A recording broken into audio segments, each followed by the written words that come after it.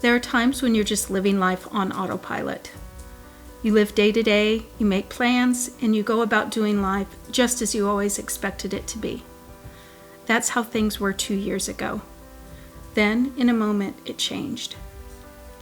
When my husband Phil became sick, I felt like absolutely everything about the life we knew evaporated in a second. It was gone so quickly, I hardly remembered it. Phil, who had always been strong, became dependent upon me for the most basic of needs. Brain surgery and radiation weakened his mind along with his body. He needed help to walk, eat, dress.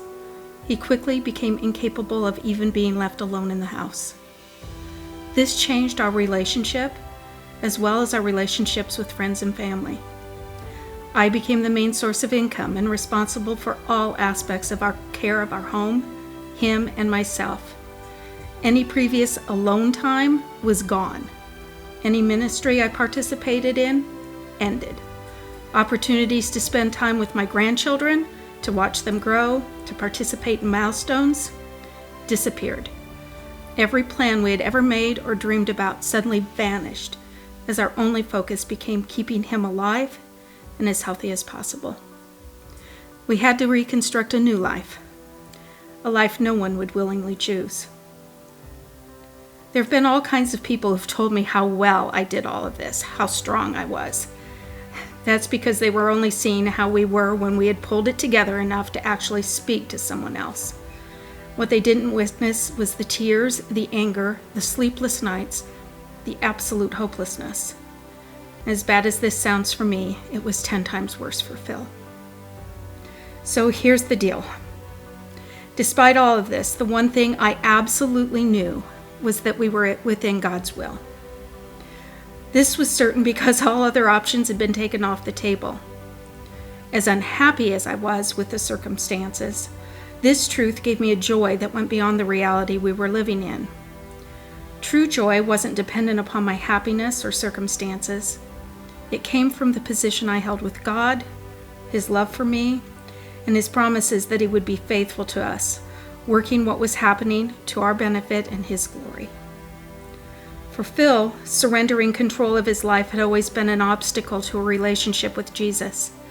But now, surrender was all he had left, and I was a joyous witness to the Holy Spirit working in him in ways that were immeasurably more than I could ask or imagine.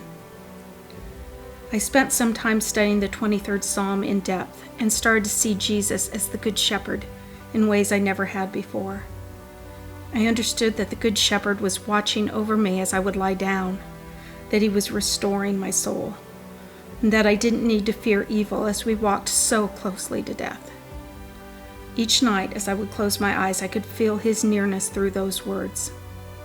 In a world where I was living hour by hour, not knowing what would happen next, He was my constant, unchanging companion.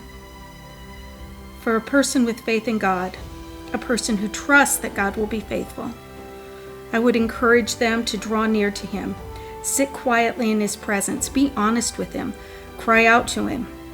He knows this is hard for you. It wasn't meant to be easy.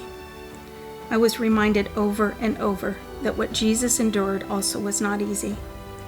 But He did it for my sake. And if I really wanted to be more like Him, I was going to endure for my husband. Joy doesn't come from our circumstances. Romans 15:13 tells us that it's God who fills us with joy. Happiness may come and go, but the true joy that Jesus brings will never leave you.